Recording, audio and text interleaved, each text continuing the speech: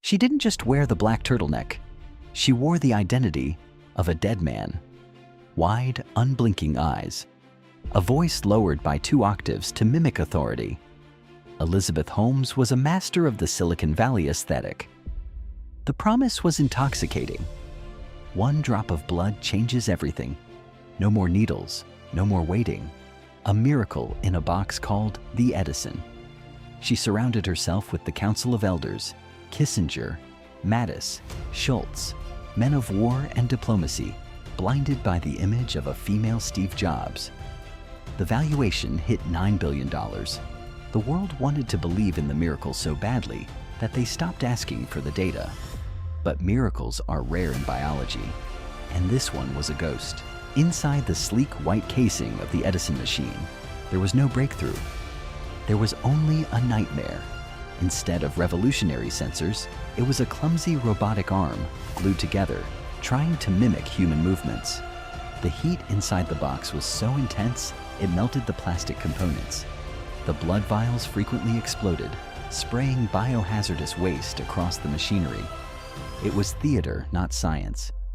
When the machine failed, which was always, Theranos employees would secretly move the blood samples to traditional Siemens machines.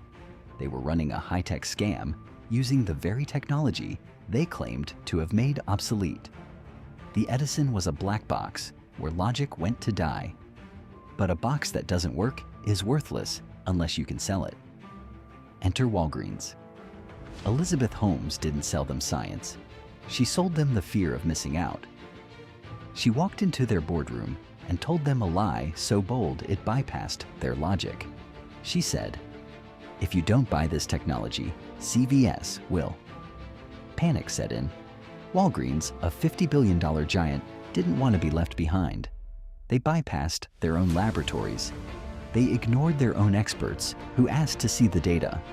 They signed the deal in a blind panic. Theranos devices were rolled out into 40 wellness centers in Arizona.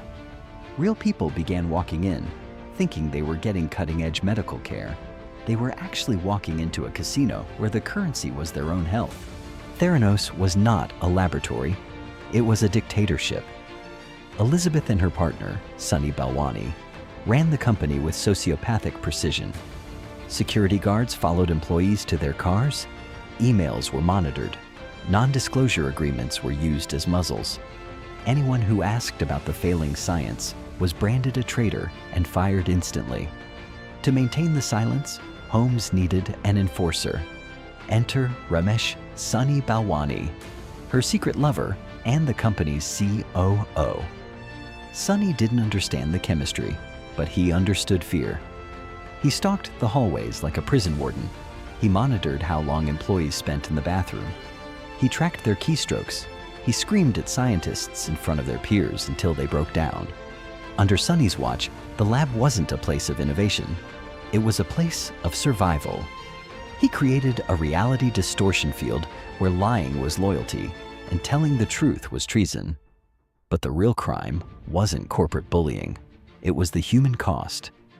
Real patients were receiving fake results. Women were told they were miscarrying when they weren't. Cancer patients were given wrong dosages. Holmes was gambling with human lives to protect a stock price that was built on air. But the cost of the lie wasn't just money. It was blood. Ian Gibbons was the chief scientist at Theranos, a brilliant British chemist who knew the truth. He knew the Edison was a fraud. He knew the patents were fake. When the law began to circle, Elizabeth didn't protect him. She weaponized him. She demanded he testify in court to defend the lie. Ian was trapped. If he told the truth, he would destroy the company and be sued into oblivion. If he lied, he would lose his soul. The night before his deposition, the pressure became too much. Ian Gibbons took his own life.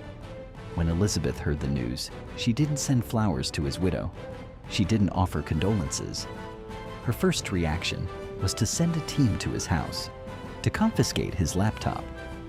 The machine had claimed its first victim. Every house of cards has a weak point. For Theranos, it was Tyler Schultz, the grandson of the very man Elizabeth used for credibility. He saw the faked results. He saw the lies. Alongside John Carreyrou of the Wall Street Journal, the investigation began.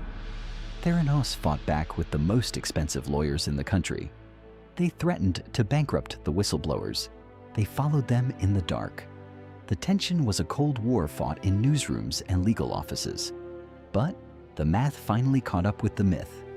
In October 2015, the front-page expose shattered the glass. The youngest self-made female billionaire was revealed to be a phantom. The lesson of Theranos is a warning for the age of the visionary. Fake it until you make it works for software. It does not work for blood. We fell for the costume. We fell for the deep voice and the unblinking stare. We chose the story over the statistics. Ambition without ethics is just a high-speed collision waiting to happen. When a founder tells you they want to change the world, ask to see the math. If they hide behind a turtleneck and an NDA, run. Welcome to the Blueprint. Subscribe to see the autopsy of the next great fraud. Join the newsletter. Understand the mechanics of the lie. The needle is breaking. It's time to wake up.